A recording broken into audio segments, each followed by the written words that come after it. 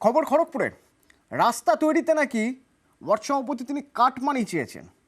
আবার এদিকে ওয়ার্ডের যিনি সভাপতি তার দাবি হচ্ছে রাস্তা নিম্নমানের সামগ্রী দিয়ে তৈরি হচ্ছিল, তাই তিনি রাস্তার কাজ বন্ধ করে দিয়েছেন।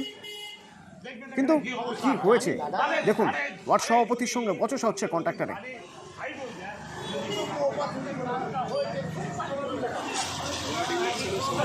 প্রতিনিধি শঙ্কর আমার সঙ্গে রয়েছে। শঙ্কর, কি ধরনের সামগ্রী দিয়ে রাস্তা তৈরি হচ্ছিল যার জন্য ওয়ার্ড সভাপতি রেগে গেলেন, বচসা শুরু হয়ে গেছে দেখছি?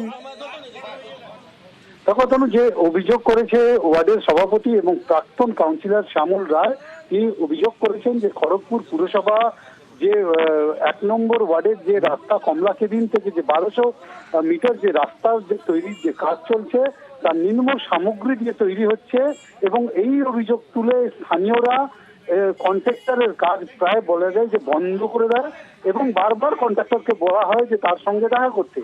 এরপরেই কন্ট্রাক্টর সেইখানে কাজ বন্ধ করে দিয়ে সোজা পৌঁছে যায় খড়গপুর পৌরসভার চেয়ারম্যানের কাছে।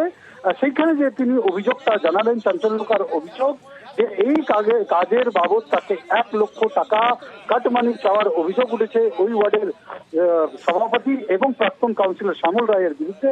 কন্ট্রাক্টরের অভিযোগ যে এই কাজের বাবদ তাকে 1 লাখ টাকা দিতে হবে, যদিও এই কথা না মানা তাকে নিম্নমানের সামগ্রী ব্যবহার করে যে কাজ করছে বলে বন্ধ করা হয়েছে।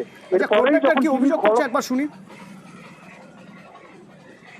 আমি মনে করি আমি কাজ সঠিকভাবে করছি এবং মিউনিসিপ্যালিটির যে শিডিউল অনুযায়ী শিডিউল মেনেই আমি কাজ করছি। এই শ্যামল রায় আমাকে ফোন করেছিল, ফোন করে বলেছে যে আমি নাকি কাজটা খারাপ করছি। তারপরে পরের দিন আমি ওর কাছে গেছিলাম, ওখানে গেছিলাম কাজের সাইডে। যাওয়ার পরে উনি আমাকে সাইডে নিয়ে গিয়ে আমাকে উনি 1 লাখ টাকা ডিমান্ড করেন। উনি আমাকে একটু ধমকান যে তুমি খড়গপুরে কীভাবে কাজ করো সেটাও আমি দেখে নেব।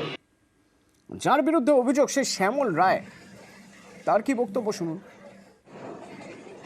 গত শনিবার থেকে ফোন করে যেরকম জিজ্ঞেস করছি যে ভাই তোমাদের কাজটা খারাপ হচ্ছে, জনগণ আমার কাছে কমপ্লেন করছে, তাছাড়া আমি তো এই ওয়ার্ডের দেখাশোনা করি, তা কাজের শিডিউলটা কি?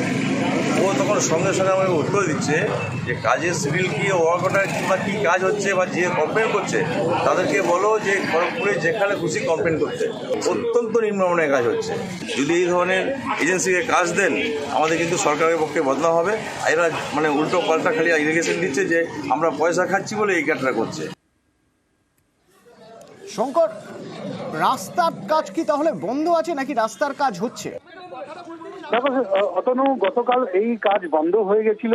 এরপরে চেয়ারম্যানের হস্তক্ষেপে দুই যে ইঞ্জিনিয়াররা তারা সার্ভে করতে গেছিল, তারা চেয়ারম্যানকে জানিয়েছেন যে যে কন্ট্রাক্টরটি কাজটি করছেন তিনি সঠিক পদ্ধতিতে করছেন এবং যা কন্ট্রাক্ট হয়েছে সেই বেসিসে তিনি কাজ করছেন।